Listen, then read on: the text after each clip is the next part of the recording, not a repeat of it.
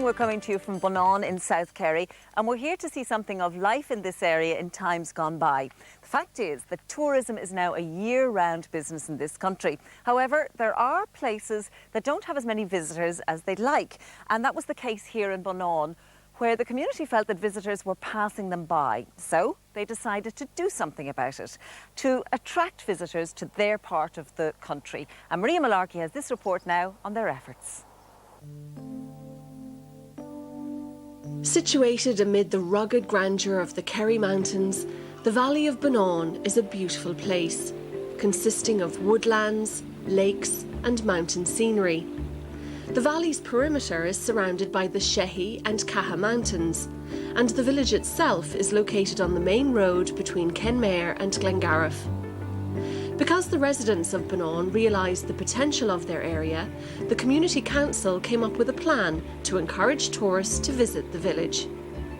Even though Bonane has a small population, it is very active and vibrant, and the Community Council shows great leadership. In 1999, it prepared an action plan for the parish and tried to get new industry into the parish. And as a result of that, we have today a heritage park, we have a traditional farm, Molly Galvin's, and right here in the centre of the parish we have a chocolatier, large chocolatier, where it's all handmade chocolates, and it's proved to be very popular, and it's just an indication of how new industries can set up in a rural environment such as Bonane. Following the Community Council's advice, Bonane native Stephen O'Sullivan opened Molly Gallivan's cottage and traditional farm just outside the village. Once home to local woman Molly Gallivan in the mid-19th century, the cottage is over 200 years old. Her dwelling, originally a thatched single-storey cottage, part of which still remains today, was extended, raised and slated in the early 1900s. Today, the cottage and farm are preserved for the pleasure of visitors. Molly Gallivan's is a visitor centre where you can experience the simple country lifestyle in rural Ireland before the days of electricity and modern conveniences. There's a walk through our traditional farm of roughly 500 metres. And there are different items of interest along the walk, including the peat bog. There's also a recreation of Molly's Still, where she would have made her whisky or poteen, locally known as Molly's Mountain Dew. There's also the ruin or relic of a cottage where a family lived during the time of the Great Famine in Ireland. Also on the farm, there's a Neolithic stone row from the Stone Age. It was an ancient sun calendar marking the sunrise on specific dates in the Celtic calendar. A lot of our visitors enjoy the cottage, especially the bread baking over the open fire. There's nothing probably nicer than to see a nice cake of bread being baked over the fire. People like coming to Molly Gallivan's because it probably reminds them of the past. It's a part of old Ireland which is fading very fast. You know, a lot of these houses have been knocked or renovated and you don't see them anymore. To see thatched roofs is a rarity.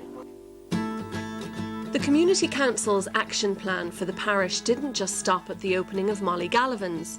They also identified Bonane as having a wealth of archaeological and cultural heritage, and saw this as an opportunity to open the Bonane Heritage Park in June of last year. Bonane Heritage Park is unique in that it has a wealth of multi-period monuments dating from the Neolithic through the Bronze Age, Iron Age and right up to relatively recent times. We have a famine ruin right here, so that gives you upwards on 3,000 years of history in the one spot.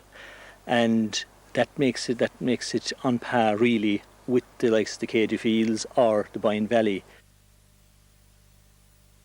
The most recognised sites within the Bonane Heritage Park would be the Stone Circle, the Fulloch Fia, the Ring Fort. Now, the other sites are equally fascinating, but I suppose people with a small interest in archaeology and heritage would instantly recognise those features. And what we would hope to do is to draw people in and get an interest going in the other items. This particular place now is a Fulloch Fia, and what we're doing here is recreating the cooking method that would have been used in a Fulloch Fia.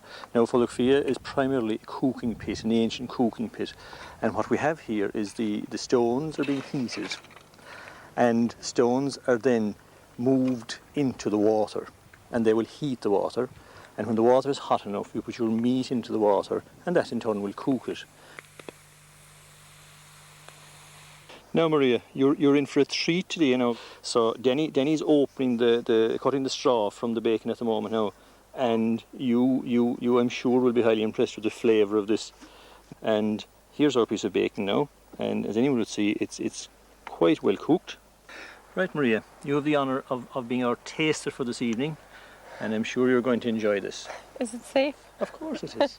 Delightful. Good? It's really good. Thank you. We'll have to give you some more, shall we? It's lovely. I think heritage and our culture and our past has become more important to us as we progress into a nebulous sort of European culture. Our own culture becomes unique and more appreciated. We, from our aspect within Bonane, we want to encourage people to come in here, to share that culture, that heritage with them. And indeed, anytime people visit an area, there is an obvious spin-off for the area as well, and we'd like to encourage that.